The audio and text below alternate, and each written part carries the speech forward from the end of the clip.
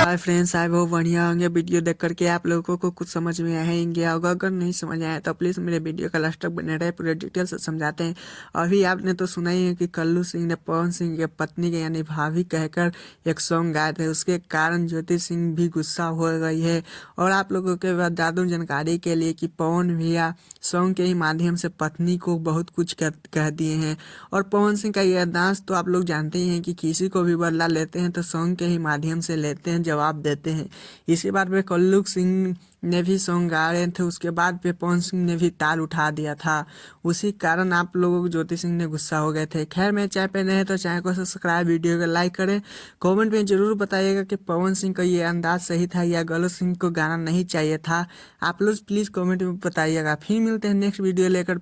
Tata bye bye और all the best.